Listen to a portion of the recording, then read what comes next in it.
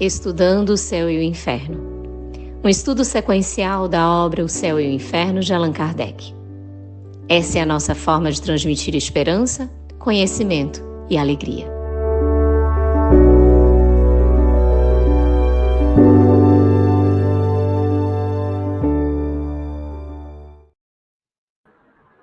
Irmãs e irmãos queridos, sejam todos muito bem-vindos ao Estudando o Céu e o Inferno. É uma alegria estarmos aqui juntos, cumprimentamos todos vocês que estão chegando aqui para nos fazer companhia, para estudarmos juntos. Os nossos cumprimentos e agradecimentos ao querido Carlos Campetti, pela oportunidade que temos aqui do aprendizado. E os nossos queridos convidados de hoje, a Jussara Korngold, secretária-geral do Conselho Espírita Internacional, vice-presidente da Federação Espírita dos Estados Unidos, fundadora e presidente do Grupo Espírita de Nova York, palestrante, escritora e tradutora espírita. Atua na área assistencial em favor da criança desfavorecida no Brasil, tendo cargo de diretora executiva do Instituto Dara, também em Nova York. E Luciano Alencar da Cunha, colaborador da assessoria jurídica da FEB, advogado, professor e empresário. Nossos agradecimentos aos parceiros de transmissão simultânea, satisfação, Luziane, estarmos aqui compartilhando a tarefa. Bem-vindas, Jussara, Luciano, uma alegria imensa.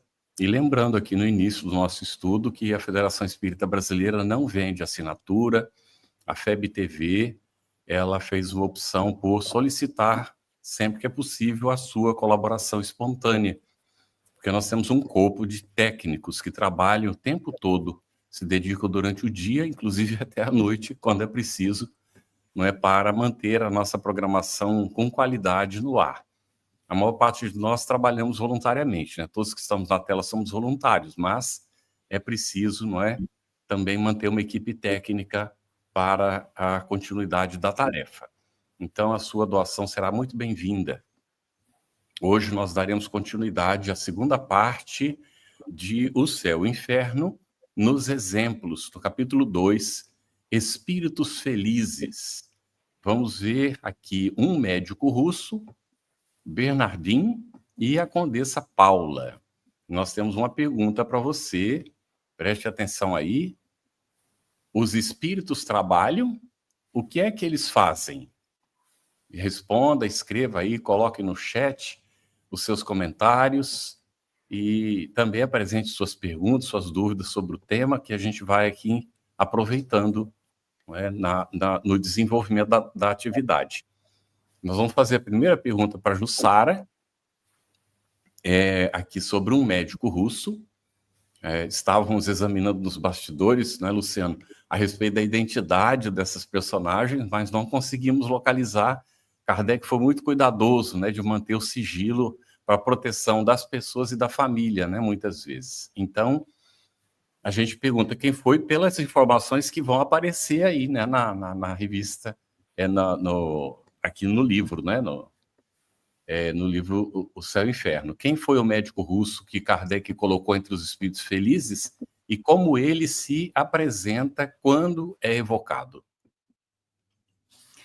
Então, deixa eu dar um olá para todo mundo que está conosco, nos assistindo, prestigiando, com essa vontade maravilhosa de estudar Kardec, né? O Céu e o Inferno, a quarta obra da codificação espírita, é tão grandiosa quanto todas as outras e importante para que a gente tenha nessa sequência de estudos. Um abraço para minha querida Lu, para o Carlos e para você também, Luciane, e para todos que estão nos acompanhando e ajudando aí nos bastidores. Olha, eu sempre fico fascinada com Kardec, gente. Não tem como não ficar fascinada. A gente vai ler, aí, né, reler, vamos ver de novo o que é, vamos fazer a nossa lição de casa, nosso estudo aqui, porque a gente vem tudo preparado, ninguém chega aqui para falar nada sem estudar, sem pensar. Aí o que acontece? Kardec chega e já coloca para a gente uma frase assim, que esse médico, né, que era de Moscou, russo, primeiro que ele se comunicou em russo. E só aí a gente já podia falar, parar, falar de xenoglacia, pensar se o médico que comunicava sabia falar russo ou não também, como é que era, mas não é o nosso objeto de estudo hoje, mas sempre, como a gente diz, gosta de alertar, porque a gente passa uma lupa em tudo.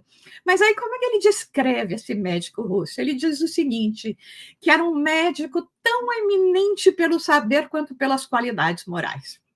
E isso, na hora que você lê, impacta, porque, obviamente, nós estamos nessa segunda parte falando sobre os espíritos felizes, né? E, sem dúvida alguma, esse depoimento que vem, e como o médico vem e se apresenta, né? E coloca a respeito dessa evocação que ocorreu, né? Em relação a ele, a gente vê esse cuidado que o codificador tem em dizer sobre a categoria espiritual desse espírito. E por que a gente vai ouvir esse espírito, não simplesmente pelas suas condições, obviamente, morais, né? Porque, sem dúvida alguma, como nós vamos ver depois nos outros exemplos, à medida que vamos nos aprofundando em outras situações que Kardec nos apresenta nessa obra, que todos os testemunhos dos espíritos, independente das condições que se encontram, são importantíssimos para nós. Aliás, aqueles que mais sofrem mais ainda. Mas esse médico em particular, né, aonde ele diz que ele, desde a época da desencarnação dele, que ele já acompanhava Kardec, que ele tinha, então, essa vontade, de alguma forma, ter essa comunicação, manter esse diálogo, estar próximo, né? Por uma série de coisas que a gente vai ver, mas eu não vou monopolizar aqui o nosso tempo e vou deixar vocês, por enquanto, só com isso, e depois a gente continua. Muito bom, Ju, excelente. A gente fez uma pergunta se os espíritos trabalham, o que é que eles fazem, e Eni respondeu assim, ó, e como trabalham? Fazem uma infinidade de trabalhos nos ensinamentos do nosso Mestre Jesus, gratidão a eles sempre. A Andréia respondeu, boa noite, com certeza trabalham. Eles ajudam no recebimento de desencarnados, nos hospitais no plano espiritual, em palestra, nos inspirando, né, André? Inspirando a todos nós no trabalho do bem. A Giane Lima colocou aqui um recadinho, que ficou muito feliz em ver o nosso tio Divaldo. Nosso tio Divaldo participou hoje do Conversando sobre o Espiritismo, e nosso convidado foi o Geraldo Campetti. Então, ela está aqui congratulando com esse momento, que realmente foi muito especial. E mais uma abordagem, que foi do Aldo. O Aldo colocou, os espíritos vêm instruir o homem sobre a nossa destinação futura, em nos conduzir no caminho do bem, e não para nos poupar do trabalho material que devemos realizar para o nosso próprio adiantamento. Excelente observação. E aí, Luciano, a gente vai seguindo aqui nas perguntas em relação a esse médico russo, e Kardec questiona assim, bom como eres, por que sofreste tanto? Qual foi a resposta do médico, Luciano, por favor? Boa noite, Luziane, Carlos, Jussara, as pessoas que estão aí no suporte e todos aqueles que nos acompanham aqui nesse estudo. A resposta do médico russo foi que o Senhor, que Deus aprouve fazer com que ele pagasse o preço da sua própria libertação e ainda que ele tivesse, ao mesmo tempo, a oportunidade de progredir aqui na Terra o mais possível. Vamos entender isso, né? O professor Allan Kardec traz para nós a informação que, muitas vezes, quando nós aqui sofremos no corpo, padecemos de alguma doença, essa doença vai drenando as imperfeições da alma. E, muitas vezes, naqueles minutos ali derradeiros, em que nós achamos que a pessoa já está ali sofrendo sem um sentido, nós vamos verificar com a revelação dos espíritos que muitas vezes aqueles momentos derradeiros, aquele sofrimento no corpo, são instrumentos de grandes lições, de grandes aprendizados, de oportunidade de perdoar, de ser perdoado, oportunidade de nós analisarmos os nossos acertos, os nossos erros. Muitos dizem que passa como se fosse um filme dos principais eventos da nossa vida, e naquele momento nós temos ainda a oportunidade, a consciência de nos reconciliar conosco mesmo e com Deus. Então, o médico russo disse isso. Ele sofreu, sim, mas esse sofrimento dele, na verdade, foi um benefício, porque foi através dele que ele se libertou de uma forma mais fácil e aproveitou até o último momento a sua existência terrena. Cada minuto aqui no corpo pode nos trazer muito aprendizado. E ele aprendeu.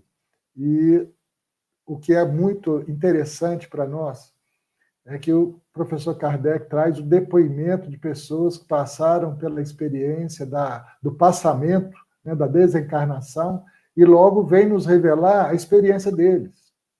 E nós costumamos comentar aqui que, ao contrário do que diz um adágio popular, que as pessoas têm dúvida porque não souberam de quem voltou para contar, só nessa obra o professor Kardec traz inúmeros depoimentos de pessoas que voltaram para contar e falaram da importância desse momento, do ocaso da existência para a evolução espiritual. Então, basicamente, é isso que o Mr. P, né, o senhor P, médico russo, nos trouxe de lição, compartilhando conosco a sua própria experiência. Muito bom, Luciano. Nós temos resposta à pergunta aqui, não é?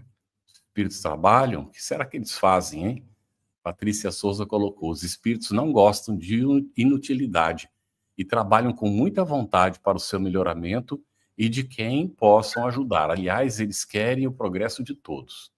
Naturalmente, os espíritos superiores, né? Que nessa situação. Muito bem. Neire Moraes, boa noite a todos. Em relação à pergunta, eu penso que os espíritos trabalham auxiliando nos serviços espirituais de acordo com suas evoluções.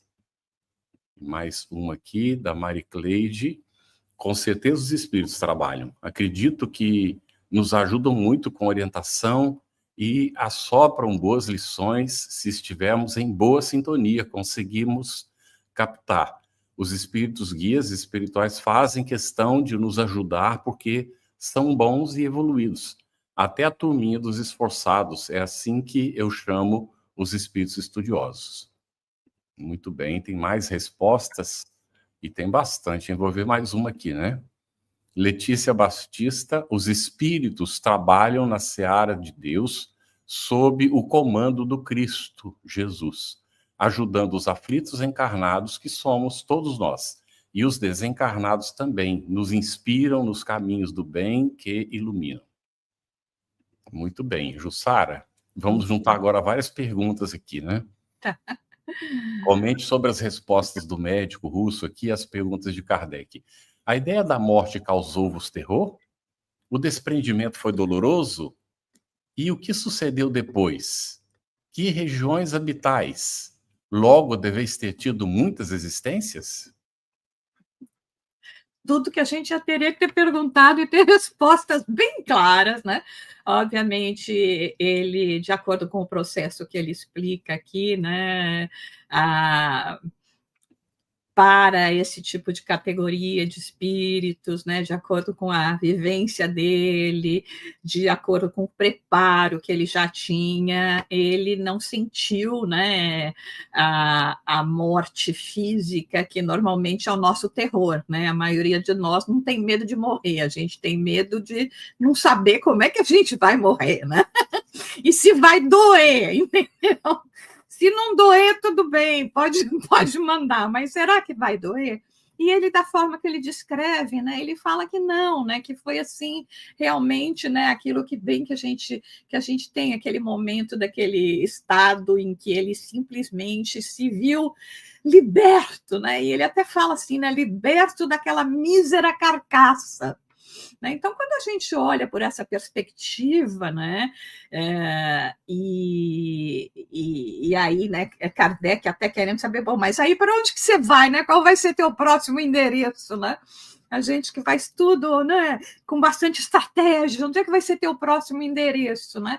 O nosso próximo endereço, nós estamos trabalhando nele agora, né? E é isso que ele explica bem, que na realidade, né, ele ficou naquilo que nessa região que a gente chama de espaço, e que esse espaço ele tem muito mais nuances, muito mais camadas do que a gente pode imaginar. E, obviamente, dentro do que nós aprendemos em todo esse estudo, né, da doutrina espírita, tudo isso é questão de conquista, e tudo isso acontece no curso de várias existências. Então, se não há privilégio, e nós estamos lendo aqui a respeito de testemunho, né, do testemunho de um espírito feliz, a gente tem que ter certeza que é porque esse espírito utilizou as suas possibilidades, utilizou as suas existências, utilizou essas experiências, inclusive, como o Luciano acabou de descrever, experiências até consideradas na Terra bastante dolorosas, para que ele pudesse ter e conquistar essa vamos dizer, essa libertação, né? Essa oportunidade de poder ser contado entre o rol daqueles espíritos que hoje se encontram numa posição um pouco melhor. Então, doeu? Segundo ele, não. Foi difícil? Segundo ele, não. Foi uma libertação. Para onde ele foi? Para lugares que a gente não consegue nem descrever, nem imaginar. Mas tudo que resulta da construção daquilo que a gente está fazendo hoje. Quão valioso, Ju, refletir nessas respostas que você nos trouxe, porque a gente vai percebendo todo o trabalho, o esforço para a conquista, e que tudo isso vai sendo um burilamento, né? O aprendizado que a gente vai nutrindo a cada experiência. E ele traz esse relato com muita propriedade. A gente tem um comentário aqui do Natsumi que está em várias partes, então a gente vai colocando aqui aos pouquinhos as partes que o Natsumi colocou. É assim, ó. Os trabalhos, respondendo a nossa pergunta, né? Se os espíritos trabalham. Os trabalhos são muitos e variam de acordo com o grau de evolução do espírito. Pode auxiliar nas pequenas coisas da natureza, auxiliam os espíritos menos esclarecidos que eles e podem até auxiliar na elaboração de orbes em seu desenvolvimento, desde seu primeiro instante, ainda nas nebulosas, passando pelas primeiras formas, peraí que tem mais, e aqui ele finaliza, até o surgimento e amadurecimento dos humanos. Os mais evoluídos são os cristos, que são trabalhadores diretamente ligados a Deus. Muito bem. E aí, André Luiz colocou assim, eles trabalham em prol da nossa evolução, mediante as nossas preces, nos inspiram com seus conselhos. A Eula também trouxe uma contribuição. Acredito que os espíritos trabalham e muito. Pensa no trabalho que damos a eles em todos os estágios da evolução. Muito bom. E já a gente traz mais. E vamos a mais uma pergunta desse médico russo que a gente ficou aqui tão curioso, né, Luciano? O que é que consiste essa felicidade do médico? Como é que a gente pode descrever isso? Ele nos ensina que é um estado de satisfação pessoal a partir do momento que há uma imersão com Deus na prática do bem. Então, quando ele coloca essa situação, ele está falando para nós de autorrealização ao fazer o bem. E ele diz que isso é um sentimento difícil de descrever para nós que estamos aqui na Terra. Mas nós podemos imaginar, quando aqui entre nós, os encarnados, nós conseguimos fazer o bem e ajudar uma pessoa de uma forma espontânea, voluntária, sem querer nada em troca, sem querer reconhecimento, retribuição, nós temos uma alegria íntima. Nós temos uma felicidade, porque naquele momento nós estamos sendo instrumentos de Deus na Terra. E esse médico russo, ele diz que a felicidade, a alegria que ele encontrou lá, foi exatamente por isso. E olha que dado interessante, ele diz que lá ele teve a alegria de reencontrar amigos e pessoas que ele ajudou. Então já dá para nós deduzirmos que o estado de felicidade desse médico é porque enquanto uma pessoa voltada ao bem, certamente ajudou muitas pessoas. E quando chegou do lado de lá, essas pessoas o receberam, deram a ele boas-vindas, e de alguma forma ele colheu na dimensão espiritual todo o bem que fez. E isso gerou para ele felicidade, gerou para ele uma bem-aventurança, uma alegria. Então, nós podemos já vivenciar aqui na Terra, experienciar aqui na Terra alguns momentos assim. E esses espíritos felizes, muito mais que nós, né? Como ele fala, ele está imerso nessa bondade divina, e isso, então, é para ele motivo de grande satisfação, de grande alegria. Muito bom. Excelente. Jussara, no tópico seguinte, na sequência aqui da conversa que Allan Kardec tem com esse espírito, né, esse médico russo, ele coloca por que tivesse a bondade de exprimir o desejo de me ser útil, e aí o Kardec quer saber em que, não é? Aí vai fazer várias perguntas. Por que faço jus a essa proteção que quereis dispensar-me, né? E aí ele diz que não se julga digno desse favor. O espírito aqui é onde nós vemos o trabalho dos espíritos, que é a razão da nossa pergunta inicial, né, vai aparecer aqui agora, e é a proteção que os espíritos dispensam, a amizade que eles têm por nós, né, vai aparecer, e ele vai terminar dizendo da importância do perdão aqui, que a questão do mal muitas vezes nos prende, né? Então, Jussara, por gentileza, comente sobre essas perguntas seguintes aqui, que diz respeito a essa possível ajuda desse espírito Allan Kardec.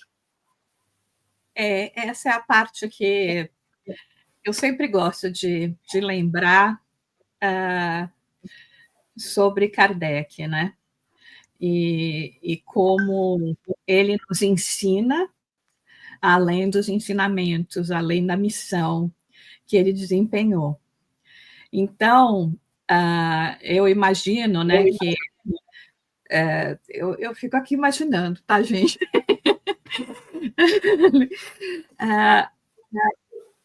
Até o quão difícil, eventualmente, foi para Kardec, né, resolver colocar a resposta dessa pergunta, mas eu acho que nós ganhamos muito com ela, porque o Espírito deixa claro que mesmo um missionário da categoria de Kardec não pode dispensar da assistência, do apoio, da motivação que a gente recebe de outros, encarnados ou desencarnados.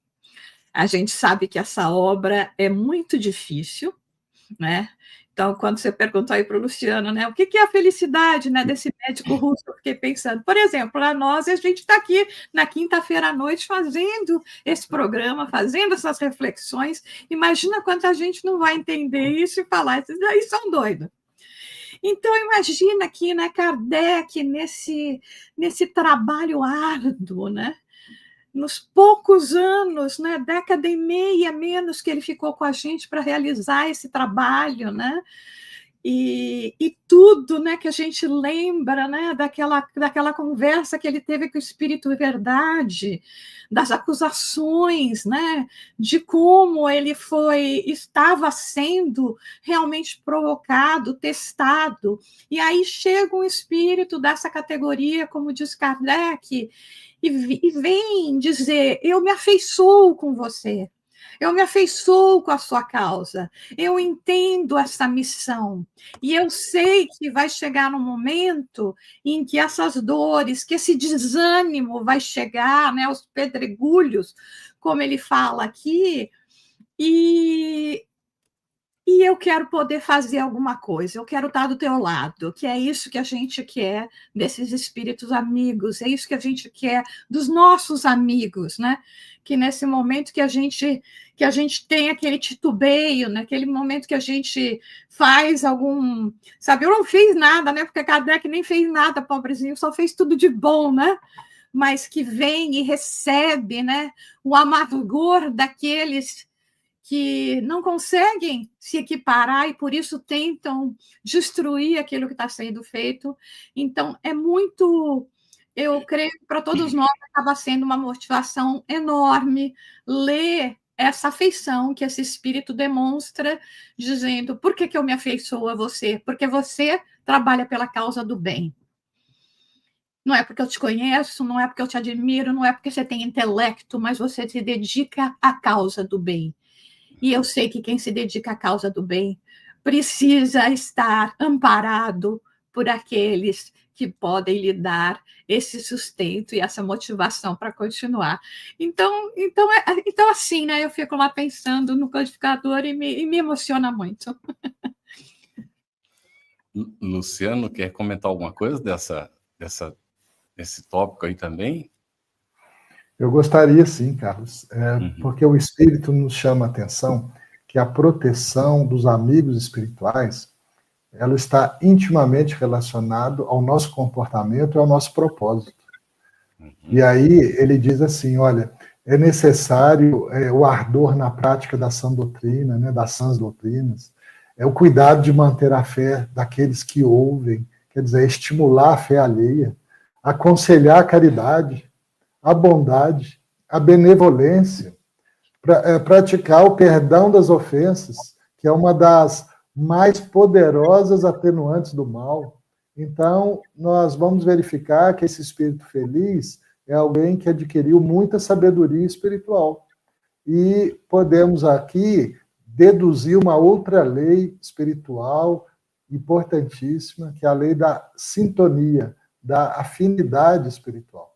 Então, quando nós nos colocamos nesse patamar, né, de desenvolver a fé, de praticar a caridade, a bondade, a benevolência, o perdão, nós vamos atrair o amparo desses espíritos.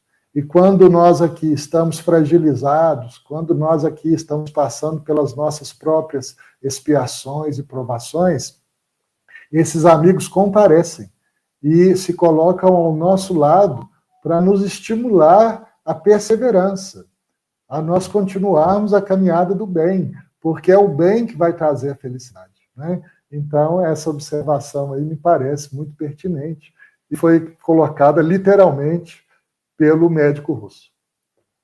Olha, tem uma frase que eu preciso passar de lição de casa aqui também, gente. Olha que ele fala aqui, a última frasezinha, para Kardec: tratai de moderar as ideias terrenas, vivendo o mais possível com os amigos do espaço. Nossa. É interessante, né? Se para o codificador ele fez essa recomendação, né? Imagina para a gente. Eu me coloco ali, ai meu Deus, que luta, né? Moderar nossas ligações com as coisas materiais é realmente desafiadora. Eu pedi para a Lu, que eu esqueci de ler algumas respostas, para ler antes dela voltar. Aí você lê também, né, Lu? Jane Lima colocou para a gente aqui. Sim, a coleção de André Luiz nos mostra que eles trabalham incessantemente no mundo espiritual e no mundo físico. Nos instruem, nos consolam, nos inspiram, mas sempre respeitando o nosso livre-arbítrio. Nós lembramos de André Luiz, né? Quando ele, nas câmaras de retificação, se deu conta, ele trabalhou 12 horas sem parar. Quando ele ia para o descanso, tinha uma situação emergencial e ele continuou trabalhando a noite toda. Então, quando ele pôde descansar, o que é que aconteceu? Ele tem um desdobramento no mundo espiritual, vai ao encontro da sua mãe, que estava em planos superiores. E ela disse que tinha pedido que ela pudesse estar com ele no dia que ele fizesse o primeiro trabalho em nosso lar. Mas foi um dia longo, hein? De trabalho. E é muito interessante isso, né? Aí a Jane lembrou de André Luiz, então, rapidamente aqui. Os espíritos trabalham e muito, disse a Sandra Sorage. Consolam almas sofredoras, visitam amigos na Terra, auxiliam no progresso e na evolução dos espíritos encarnados na Terra, mas também vão a outros mundos. Todo o universo, né? Mais uma. Os espíritos trabalham muito na ajuda aos espíritos encarnados e desencarnados, nos postos espirituais, nas colônias espirituais, como anjo guardião, socorristas, etc. É de Rosa Lúcia Lima Reis. Contigo, Lu. E ela continuou mais aqui adiante. As atividades espirituais são inúmeras para ajudar os irmãos em sofrimento. Excelente. Senilda trouxe assim: a evolução se dá nos dois planos, trabalhando do outro lado da vida pelo progresso deles, e nosso também. Edna colocou para a gente: os espíritos trabalham em conformidade com a evolução moral de cada um, pois as tarefas são diferenciadas. Muito boa essa sinalização.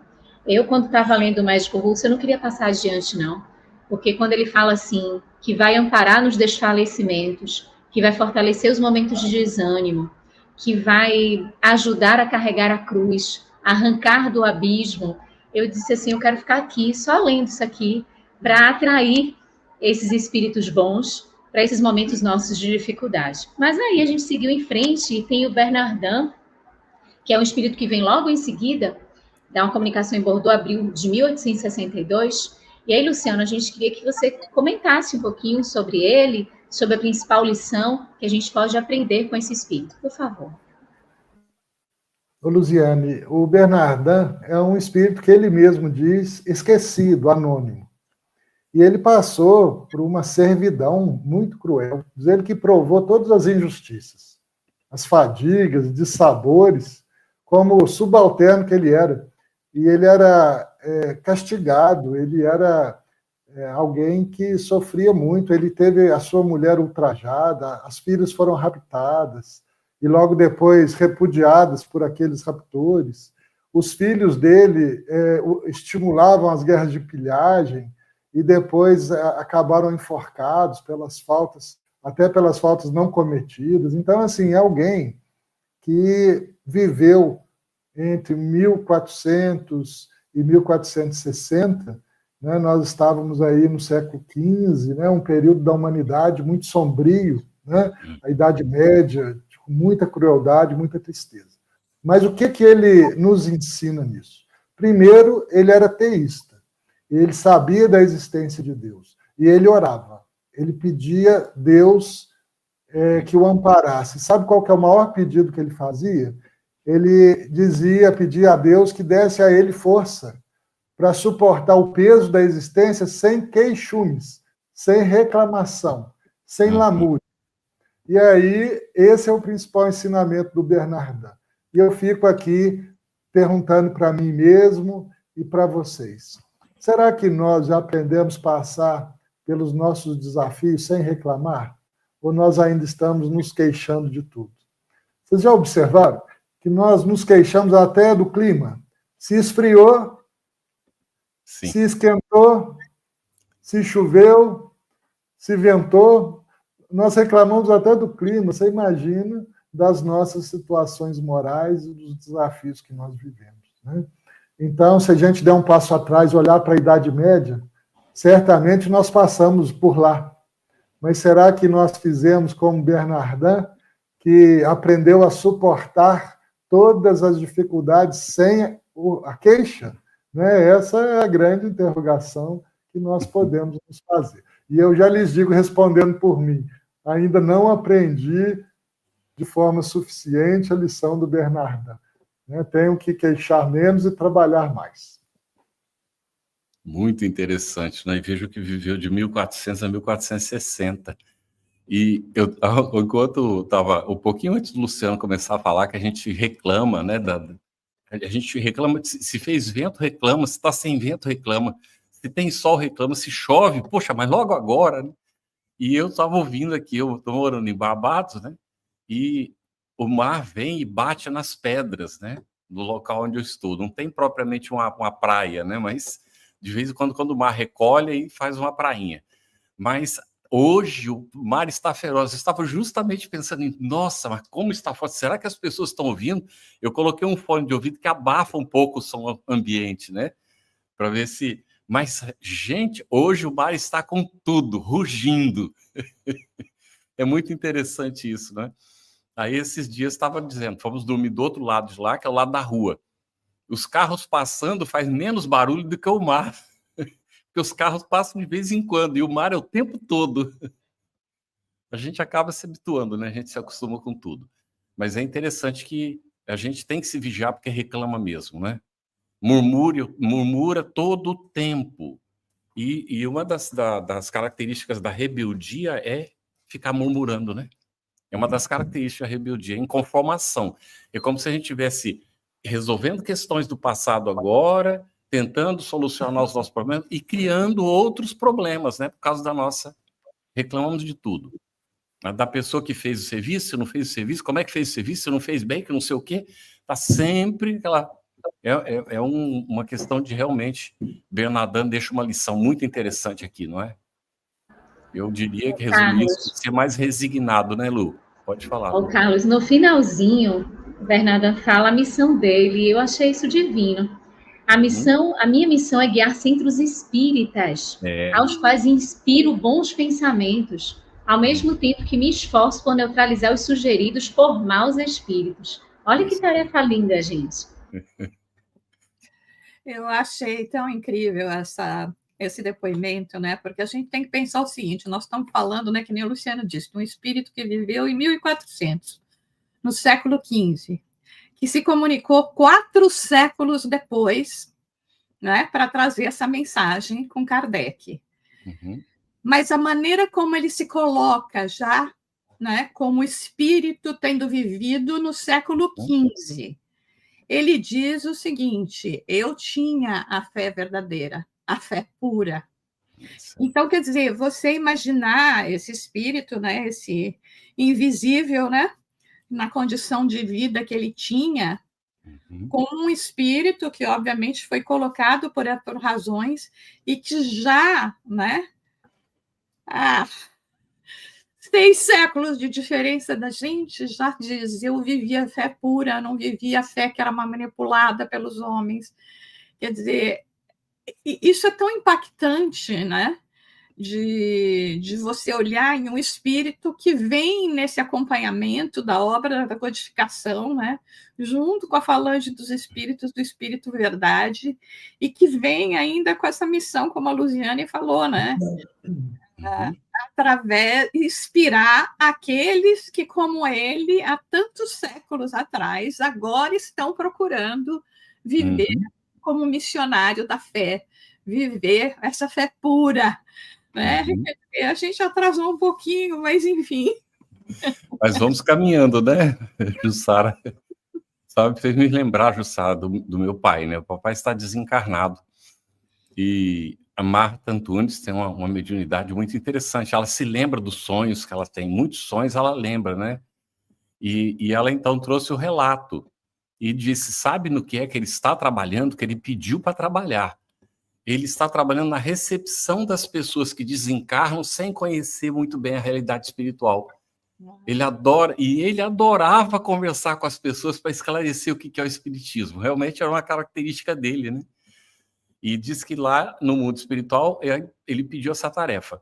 Acolhe as pessoas, vai com calma, com tranquilidade, respeitando a situação da pessoa e procurando esclarecer como é o mundo espiritual, vai mostrando as coisas e tal, né? Então, todos nós que quisermos, vamos chegar lá e vamos trabalhar também, não é, gente? Isso é um consolo para nós, dentro da nossa condição, não é? Mais ou menos evoluído, não importa. A nossa comparação é como é que eu fui ontem, como é que eu estou hoje, como é que eu estarei amanhã. Não é como os outros estão, é a condição que o outro conquistou. Não existe para Deus comparação entre nós, mas a nossa própria consciência estabelece a comparação de como é que eu fui e como é que eu estou hoje, né?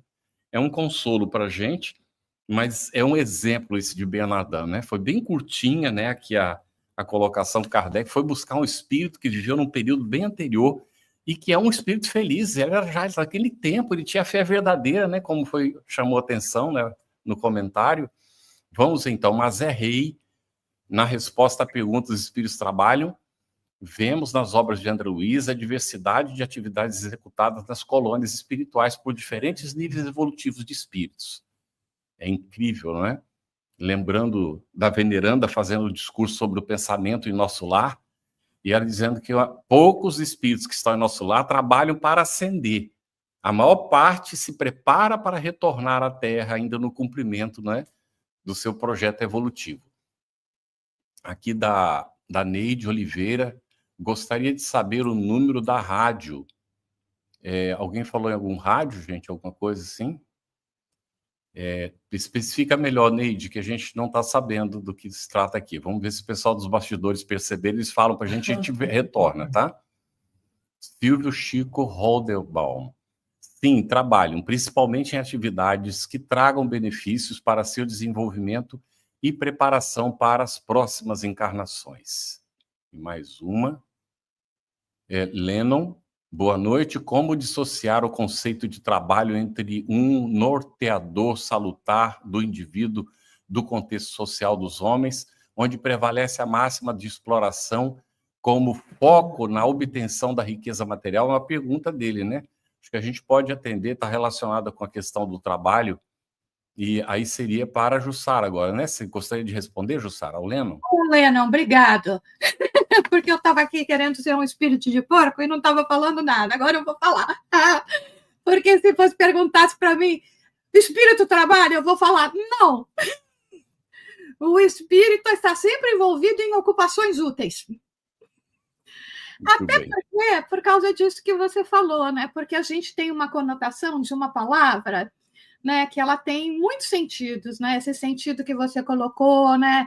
Às vezes que o trabalho como uma coisa que é imposta, como a sociedade espera de você, como você tem que procurar as posições que eventualmente vão ter maiores remunerações. Então, infelizmente, pela palavra, a gente pode até associar a coisas que não têm a ver com o que a gente está falando e que todo mundo respondeu certinho lá, tá, gente? Eu só estou sendo chatinha aqui, né? Mas como os espíritos dão essa resposta brilhante na lei do trabalho, né? Para especificar bem. O que eu estou falando de trabalho aqui? Toda ocupação útil. Então, os espíritos estão sempre utilmente ocupados, né? Pode ser até aqui, que nem eles estão aqui com a gente, né? Inspirando a gente na nossa fala, porque senão sozinho a gente não dá conta. Tá? A gente acha que sim, mas não dá, né? Então, eles vêm, inspiram a gente, faz que nem aí o Bernardo está dizendo, né? Vem e nos auxilia nesses momentos. Então, vamos pensar que, como nós estamos falando aqui desse aspecto espiritual, ele não está associado a essas questões, né? Que um dia a humanidade vai superar. A gente está superando ainda devagar, espero. Depende de nós fazer isso se agilizar. Mas, por enquanto, vamos ficar com a ocupação útil. Lu, só um segundinho. A Jussara me fez lembrar que uma vez, Jussara, eu cheguei e perguntei para o Nestor, né? Vi ele lá fazendo. Está trabalhando muito, Nestor? Ele disse assim, Nestor Mazzotti, gente, foi presidente da FEB, já desencarnado, né? O pai da Miriam Duzzi, Miriam Mazzotti Duzzi. Então, ele me disse assim, eu não posso lhe dizer que eu estou trabalhando, porque isso tudo vai depender muito da minha avaliação que eu vou fazer depois. Por enquanto, eu estou me movimentando. Vamos ver depois se o resultado é positivo, porque trabalho é só o que é útil. Exatamente. Então, foi ótimo, né? Ok, Lu, contigo. Vamos lá. E a gente tem mais aqui contribuições. Eliane colocou, antes de conhecer a doutrina, achava que o espírito descansava depois da desencarnação. Agora acredito que os espíritos trabalham e muito, principalmente nos inspirando no caminho do bem. Muito bem. Tem uma observação. Sim. A Maria colocou, os espíritos trabalham e muito, os nossos anjos guardiães que eu digo. Exatamente. Eles têm tanto trabalho com a gente. Etienne colocou, sim, os espíritos trabalham e são variadas atividades. Vemos isso no livro Nosso Lar, que Carlos citou aqui, já em 2 oportunidades. Os bons trabalham no bem, nos auxiliando, graças a Deus. Isso mesmo. E Larissa que botou, se o pai trabalha até hoje, nós não temos por que parar de trabalhar, fazendo alusão à reflexão que o próprio Jesus nos trouxe.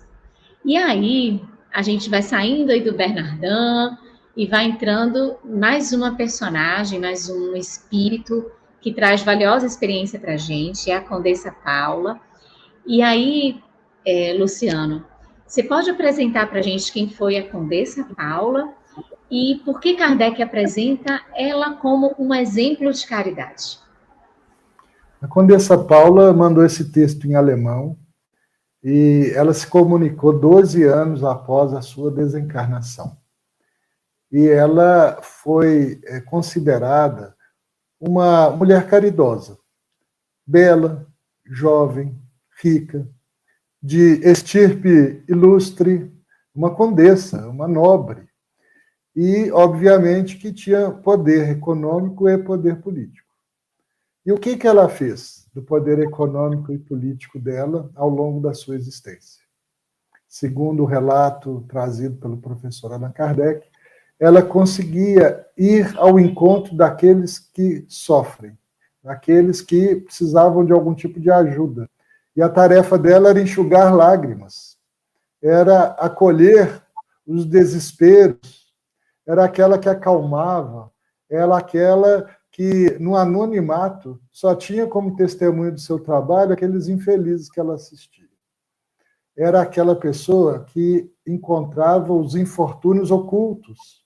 E aí talvez esteja a maior grandeza do trabalho da Condessa Paula. Ela descobrir a necessidade oculta, tantas vezes escondida pelas máscaras, né, que nós trazemos habitualmente na vida social. Muitas vezes nós achamos que a pessoa que precisa de socorro, de auxílio, é aquela que vive em condição de vulnerabilidade social, né, econômica. Mas quantas misérias e quantas dores que precisam de alento, consolo e amparo que não são reveladas por esse meio. Às vezes, naqueles salões brilhantes das cortes, no meio da ostentação e do luxo, nós encontramos misérias morais e espirituais mais pujantes do que aquelas que encontramos nas regiões periféricas, onde a dor graça e é explícita. Então, dando aí um flash, né, de quem é essa Condessa Paula, é essa mulher que foi colocado como um símbolo de alguém que pratica a caridade de uma forma oculta, de uma forma anônima. Ou, para usar uma expressão do Evangelho do Cristo, é aquela que faz o bem, mas que a mão esquerda não sabe o que faz a mão direita. É aquela que não quer divulgação, não quer ser reconhecida pelo bem que faz, mas ela, na sua consciência, tem a certeza de que está sendo ali um instrumento de Deus na Terra. Essa é a Condessa Paula.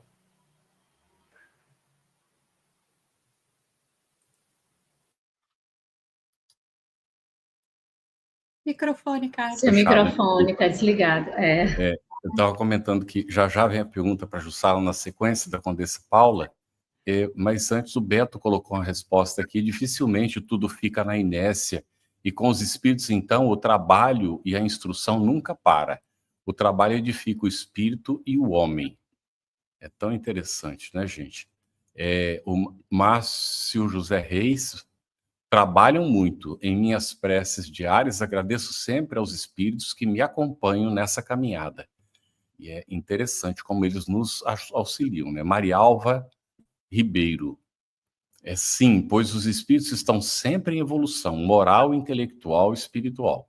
Então, eles trabalham pela própria evolução o tempo todo, não é? E é interessante do Marcelo Ribeiro aqui, olha, ele botou assim, ó: não há aposentadoria no mundo espiritual. Sabe o que o Marcelo fez me lembrar? De um avô meu. Ele era produtor rural, fazendeiro, né? E lá num dado momento, depois de trabalhar e tal, ele resolveu se autoaposentar, ele se aposentou, não é? Então vivia das rendas da propriedade que ele tinha, aquela coisa toda. E desencarnou. Anos depois, eu estava caminhando, desci de um ônibus na rodoviária, eu estava indo para a rodoviária para pegar o ônibus, e senti a presença dele. E ele estava indignado. Fazia anos já que tinha desencarnado. E aí eu disse: ô vô, tudo bem? Como é que o senhor está? O senhor está agitado? Lógico que eu estou agitado. Estão querendo que eu trabalhe? Eu estou dizendo que eu estou aposentado. Será que não vão respeitar minha aposentadoria? Eu disse: mas vô, o senhor já percebeu a situação que o senhor está e tal? E fomos, né, conversando e tal. E ele disse: eu acho que eu já me dei conta que eu morri, né? Agora, a gente não morre para descansar, não? Que história é essa? Era católico, né? Agora, vão querer que eu trabalhe depois de morto? Aí fomos conversando e tal. Eu digo: vô, atende o que estão lhe pedindo, né? Vai ser bom para o senhor vai ver. Aí a gente tem esperança de que sim, né? Não voltou depois, não reclamou mais nada, então acho que se encaminhou. É muito interessante. E aí a gente vê na literatura, né? André Luiz comenta, quer dizer, André Luiz registra isso, que muitas vezes as religiões tradicionais, elas são escolas para preparar crianças espirituais, que chegam na realidade espiritual sem conhecer nada da realidade espiritual. Tem um que André Luiz descreve lá, chega e diz assim: quando é que eu vou ter minha entrevista com Deus? Quando é que eu vou ter minha conversa com Deus, não é? Então é muito interessante esses esclarecimentos, e esse livro, ele é muito esclarecedor a respeito dessa continuação. Então é muito importante não só que a gente seja espírita, mas que a gente conheça isso aqui, inclusive para ter argumento quando a gente vai conversar com as pessoas, não é? Jussara, o que a Condessa Paula fala sobre a felicidade terrena e a espiritual, e o que ela apresenta como base da verdadeira felicidade? Então, agora que a gente está no terceiro caso, né, desses espíritos felizes, né, de hoje, né, do programa de hoje, eu queria fazer uma parte que eu achei muito interessante, porque o primeiro caso que a gente estuda, né, do Petrovski, já vou chamar ele de nome russo, que deve ser Pietro, né? Pietro. Kardec apresenta um espírito que tem riqueza intelectual. Ele é um médico, né, bem-sucedido. Obviamente, a gente está falando de espíritos felizes aqui, que nem diz, todos eles possuidores dos valores morais para estarem nessa categoria. O segundo caso, né, absolutamente desprovido de qualquer recurso material, mas rico na fé. É como ele se descreve. Eu era uma pessoa rica na fé. E a Condessa Paula, que era rica realmente na questão do dinheiro. Então, nós temos 3 casos diferentes, né? Intelecto, fé e riqueza material. E que é muito importante a gente ver, né, que essas distinções não são o que vão nos colocar em situações pós, né, o nosso desencarne, sim as questões morais. Se a gente teve o intelecto, a riqueza, ou a oportunidade de até apresentar essa fé, como assim a fé fura do Bernardin.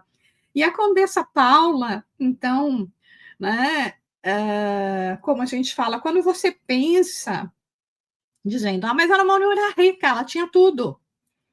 E o que a gente conhece das mulheres ricas daquela época, né, pós-monarquia, né, da época que a gente tem hoje, né, uma pessoa que podia simplesmente, olha, continuar no seu conforto, né, na sua zona de conforto, eu quero dizer, né, não se deixando impactar. E no caso dela, nós vemos, e dentro da consciência que ela apresenta, até nas questões de, no momento que ela tinha riqueza, juventude, posição social, tudo isso que ela possuía, ela diz, agora que eu me encontro na pátria espiritual, então o que é essa felicidade? Como é que a gente vai comparar o que a gente representa, né? Essas migalhas, essas ilusões, né? Que a gente vê em relação àquilo que pertence à categoria do perecível versus o eterno, o infinito, o imperecível. Então, ela fala sobre as moradas, sobre as luzes, sobre as paisagens, né? Mas dizendo, também não é só isso, né? Não é só aquilo que nos embevece, porque nós podemos ter grandes momentos de admirar o belo na natureza, se a gente quiser admirar o belo, admirar as coisas belas, as ações belas, né? Mas ela diz, é muito mais do que isso, né? Que é o que você dá, o que você faz. Então, e sem dúvida alguma, ela enfatiza, né? Porque nesses casos todos eles enfatizam a atividade, o trabalho, né? O engajamento, o você utilizar os seus recursos, utilizar os seus talentos da forma como você possuir, né, para realizar alguma coisa, o que ela já fazia, né? Eu me lembro de ter lido esse caso ainda muito pequena, né? Porque a gente é espírita de faz tempo, né, Carlos? de pequeno, né?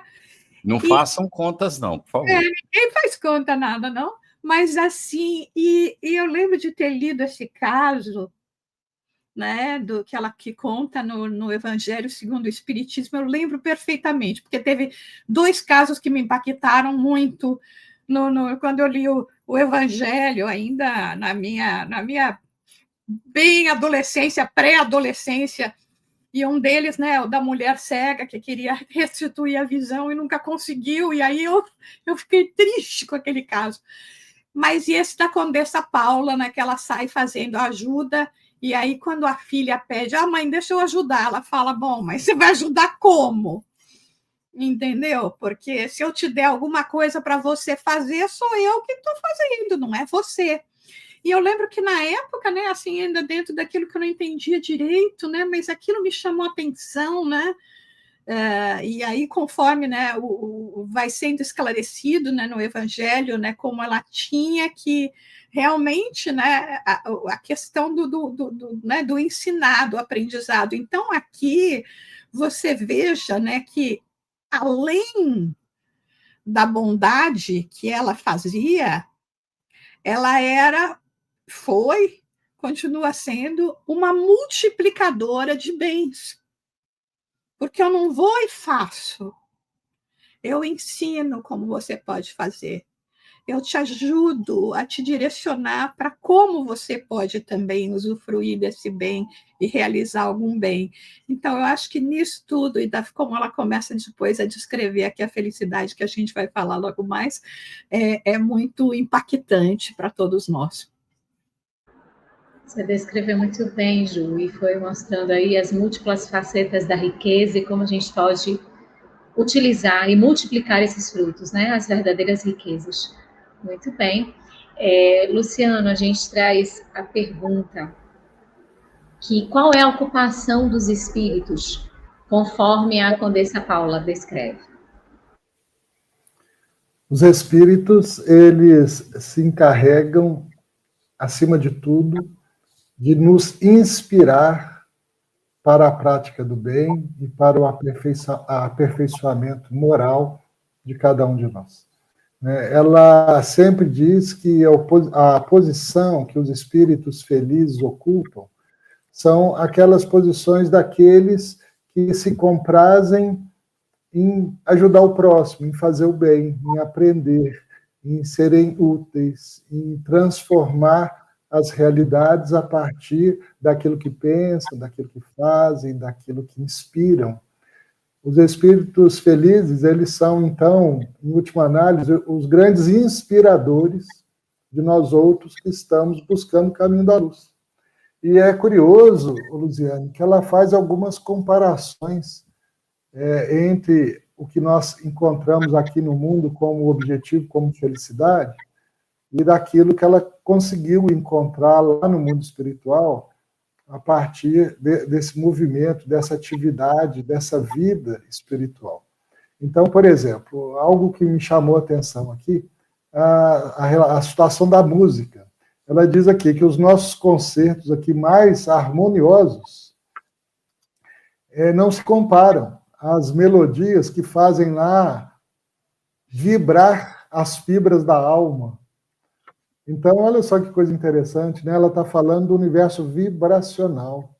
Então, o que os espíritos felizes fazem? Eles vibram. E essa vibração deles nos envolve, nos estimula, nos traz uma percepção de algo maior e melhor que nós podemos almejar, que nós podemos buscar a partir dessa construção íntima. Então, esse aspecto vibracional me chamou muita atenção, porque os espíritos também nos dizem que nós somos criaturas mentais, né? Que nós pensamos e que nosso pensamento é causal. Se o pensamento é causal, nós precisamos de pensar sempre no melhor. E os espíritos superiores e felizes nos estimulam a isso. Então, eu poderia aqui ousar aqui fazer um resumo, uma síntese, né? O que a Condessa Paula nos ensina? Nos ensina a vibrar melhor. Excelente. Nós temos uma pergunta do Marcos Tadeu Filho. Quem é a pessoa que falou sobre a ascensão, o retorno, a reencarnação? A encarnação. Nós comentamos sobre isso, né? Que é o que a gente encontra no discurso Ainda há pouco falei o nome dela. Como é que a gente estava lendo, Vera? Da Veneranda, no nosso lar, quando ela vai falar do pensamento. E ela, então, ali comenta que são poucos os espíritos que estão em nosso lar se preparando para ascender a planos superiores. Que a maior parte estão se preparando para retornar à Terra, não é, para dar continuidade aos seus compromissos ainda na Terra, a sua evolução espiritual, né? Eu acredito que tenha sido isso. Agora, Jussara, nós temos uma pergunta da Giane Lima, e nós deixamos no final, a Luziane identificou, não é, também, que ela está ligada à pergunta nossa última aqui. Então, eu vou apresentar primeiro da Giane. Ela colocou assim: Condessa Paula, de todas, a mais perigosa, a da fortuna e do bem-estar material, um bem-estar sem sombras de desgosto, nisso consistia o perigo. Poderiam explicar? E aí a nossa pergunta que a gente tinha preparado é: comente sobre o que disse a Condessa Paula sobre o progresso da Terra e a prova da riqueza. Então, nesse depoimento, né, a Condessa Paula, ela fala que ela chama a nossa atenção no sentido de dizer: não pensem que eu cheguei nessa posição de maneira fácil. No seguinte sentido, na posição de possuidora de riqueza e possuidora de riqueza com consciência, inclusive, de que a fortuna não nos pertence, né? Tudo nós estamos aqui, né, utilizando como recursos para o nosso crescimento moral. E ela diz que durante várias existências, ela solicitou que ela viesse com grandes privações. Então, ela diz: eu também, como vocês, eu também tive que ganhar o meu pão, eu também passei pela miséria, eu também passei pela privação de várias coisas, mas sempre com um foco de oportunamente, a hora que o meu espírito estivesse fortalecido, que eu pudesse vir com esses recursos para utilizar esses recursos de maneira nobre, o que nós sabemos que ela conseguiu fazer. Então, o que os espíritos nos falam é que existem certas, assim, interpretação Jussara, né, que é bom a gente ser médio, tá, gente? Não é bom a gente ser pouco e não é bom a gente ser muito. Ser médio é bom, porque o médio a gente dá conta. Sabe? Quando a gente não tem nada, né? Aí eu estou falando de tudo: recurso intelectual, recurso de até de véu, recurso que nem estamos dizendo financeiro. A gente tem que, é tão difícil, a gente tem tantas coisas a superar, que a gente pode ser levado à ingratidão, a achar por que Deus me faz essa vida de provação. E quando a gente tem muito também, a gente se lambuza, né? Esquece que aquilo não está lá só para servir a gente, né? Pelo contrário, está lá para que a gente se sirva de maneira útil, né? Para que possa trazer o benefício à coletividade. Então, quando a gente fala, nesse caso, que ela disse, ela requereu uma série de preparação. Então, não é bom a gente ficar falando: eu queria tanto ganhar na loteria, porque se eu ganhasse na loteria, 50% eu dava para o espiritismo. Daqui a pouco você vai olhar teu pensamento, você já está barganhando. Bom, 50% do que eu ganhar líquido, né? Porque eu já sei que não vai ser exatamente aquilo. Bom, esse 50% do líquido também eu vou ganhar em 20 anos, então eu não posso dar tudo de uma vez. Eu vou ter que dar em 20 anos. E, de repente, quando você vê, espero que ninguém tenha tido esse pensamento e nem feito essa matemática, mas tem muita gente que faz, sabe? Que começa já, antes até de ganhar, já fala: acho que eu estou prometendo muito, acho que eu estou querendo dar muito. Então, é isso que a Condessa fala aqui. Às vezes é melhor, se a gente não tem certeza ainda como a gente vai se posicionar em determinadas provações que são extremamente difíceis, que são essas de extremo, é melhor a gente ficar contente com o nosso dia a dia, com o nosso viver na média, com as coisas que a gente tem que enfrentar, e falar: que bom, Deus, que ainda você não me trouxe os testes grandes. porque quem sabe eu sucumbiria num momento desse. E então é esse o conselho que a Condessa Paula nos fala, né, para que a gente não pense e não deseje aquilo que eventualmente a gente ainda não dá conta, né? Graças a Deus, como alguém comentou aqui, nossos anjos da guarda que não têm descanso, né? Eu falo que eles são as nossas babá 24 horas, 7 dias na semana. Eles estão sempre nos falando, não, pera, olha lá, cuidado com o que você pede, né? Tem uma frase de um conhecido comediante, escritor aqui, que foi aquele Oscar Wilde, né? Que ele dizia assim, que quando os deuses querem nos punir, eles atendem às nossas preces. Então, cuidado com o que a gente está pedindo, né? E a riqueza é um problema. Excelente, Ju. E ela coloca, como você bem expressou, que foram várias reencarnações na carência antes de ser tentada nessa questão da prova, porque ela não gostaria de sucumbir. E aí, no finalzinho, que é o final do depoimento dela, ela coloca assim: como eu, também vós tereis a vossa prova da riqueza, mas não vos apresseis em pedi-la muito cedo. E vós outros, ricos, tende sempre em mente que a verdadeira fortuna, a fortuna imorredoura, não existe na terra. Procurai antes saber o preço pelo qual podeis alcançar os benefícios do Todo-Poderoso. Então, é uma maturidade espiritual, enfrentando essa provação da riqueza, e por isso sai tão vencedora e com tantos exemplos que aqui nós compartilhamos. A Terezinha, ela perguntou assim, ó, gente, esse estudo fica gravado?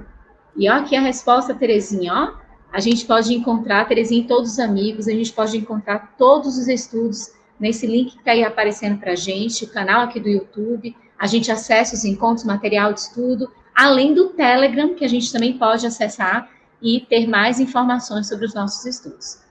Luciano, querido, você gostaria de comentar mais alguma coisa? Trazer algum comentário? Eu gostaria ainda de acrescer, Luziane, a respeito da ocupação dos espíritos, que hoje nós estamos falando aqui muito de trabalho espiritual, né? E a Condessa Paula também nos diz que eles velam por nós. Eles vêm nos visitar aqui na Terra. E eles ainda atuam nos mecanismos da natureza. Eles consolam as almas sofredoras. E existe uma atividade incessante deles. Então, vamos pontuar rapidamente esses aspectos aqui. Como que eles vêm nos visitar? Será que nós conseguimos identificar a presença deles entre nós?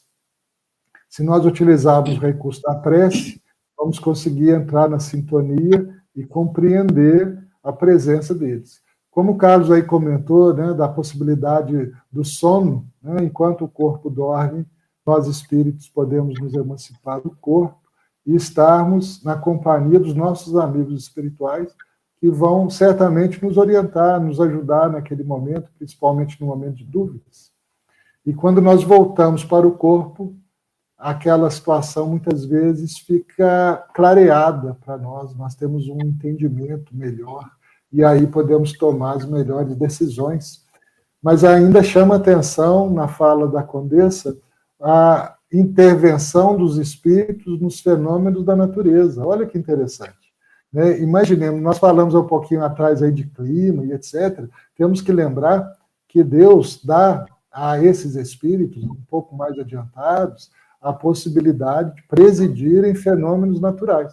Então, eles mobilizam, né, recursos espirituais da natureza, e com isso eles conseguem nos ajudar a interferir aqui no meio ambiente, na ecologia. Né? Hoje é um tema muito falado, né?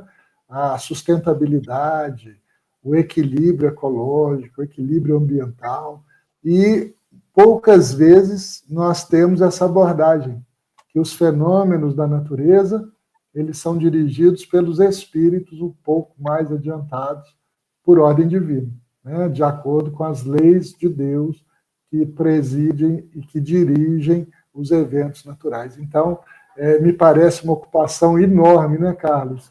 os espíritos cuidarem da natureza, né? Uhum. Esse destaque eu gostaria de deixar aqui. Muito bom. Lu, só um segundinho antes de você fazer o fechamento. Claro. Me chama a atenção também, não é, que ela diz assim: presentemente a Terra é o magno assunto das nossas cogitações. Os espíritos com certo grau, né? Vejam que o Bernardino estava dedicado a orientar os centros espíritas. Qual é a missão do espiritismo? Preparar a humanidade para a era da regeneração. E ela vai dizer, então, mais embaixo, a Terra deve regenerar-se em dado tempo. Então, os espíritos estão trabalhando, né, para a nossa regeneração. Nós estamos entrando nesse período, gente. Apesar das resistências em aceitar isso, e apesar de tudo que a gente vê de dificuldades do planeta ainda, que fazem parte desse momento de depuração. Os espíritos que estão comprometidos com o mal, que estão sintonizados com o mal, eles recebem as últimas oportunidades de estar aqui. E não poderão reencarnar dentro de algum tempo. Porque chegou o momento da transição do planeta para a era da regeneração. Espíritos comprometidos com a regeneração estão cuidando para não gerar mais necessidade de expiação. Porque a expiação deixa de ser tão pungente como antes e depois vai desaparecer na Terra. Os espíritos sintonizados com a expiação terão que ir para outro mundo. Então, a nossa questão do nosso posicionamento aqui, não é? Com esses espíritos esclarecendo a gente. E eles estão nos ajudando. Isso é maravilhoso, né? Ficou bem claro aqui hoje a ocupação dos espíritos, esses espíritos felizes aqui nos auxiliando. E o Luciano ainda lembrou também dos fenômenos da natureza que são presididos. O planeta todo, gente, é governado por Jesus, o Divino Mestre. E aqueles que sintonizam com o Cristo passam a ser colaboradores, né? Ele é a cepa e nós somos os galhos. Se nos desligamos da cepa, o galho seca. Só serve para botar no fogo para fazer fogueira. Mas se está ligado, não é, à fonte da seiva, ao tronco, então começa a produzir, não é, aquilo que são os elementos, de fato, de alimentação da realidade espiritual. Contigo, Lu.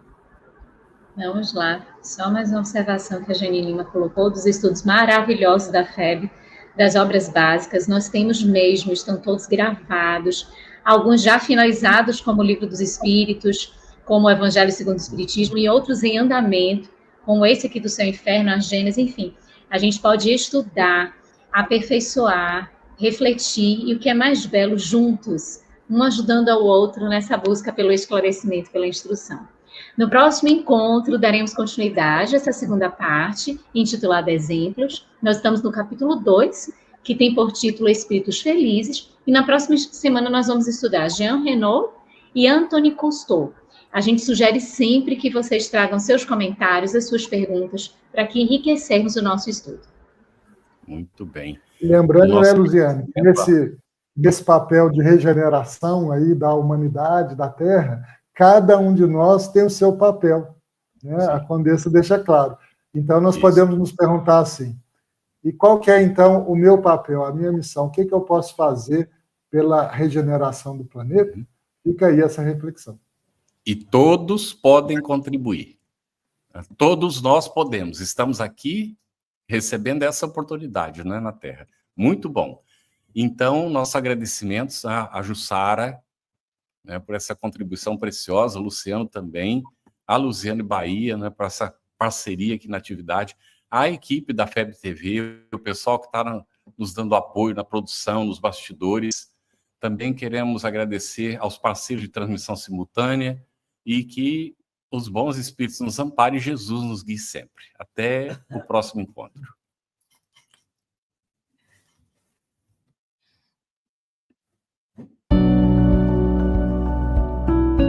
Somos impulsionados e motivados por um bem maior. Por meio da caridade e da vivência do Evangelho do Cristo, chegamos onde chegamos. Conquistamos o que conquistamos. O nosso trabalho acolhe quem mais precisa, e independente da distância, nossos meios acessam lugares que antes pareciam inalcançáveis. A comunicação é chave em todos os setores de nossa sociedade, e ela muitas vezes nos permitiu abraçar quem precisava de atenção em momentos de dor e angústia. Esse trabalho é feito com muita dedicação por toda uma equipe profissional, preparada para produzir diversos tipos de conteúdos que alcançam o público. Já são mais de 4.000 conteúdos de qualidade, disponibilizados gratuitamente em nossas plataformas, produzidos por comunicólogos, produtores audiovisuais, cenógrafos, editores, designers, programadores e técnicos de áudio. Toda essa estrutura só é possível graças a você, apoiador do nosso trabalho. E somos gratos por toda a sua doação até aqui. Mas este trabalho precisa continuar. Podemos acolher ainda mais pessoas e para continuar alcançando tantos corações, precisamos de você. Por isso, mais uma vez, contamos com seu apoio financeiro. Apenas com ele poderemos avançar ainda mais e continuar próximos de você. Trabalhamos pelo consolo, pelo esclarecimento e pela esperança. E sabemos que somente juntos com você poderemos fortalecer essa corrente. Apadrinha FEB TV. Estamos juntos com você através da FEB TV. Acesse doe.febtv.com.br e faça sua doação.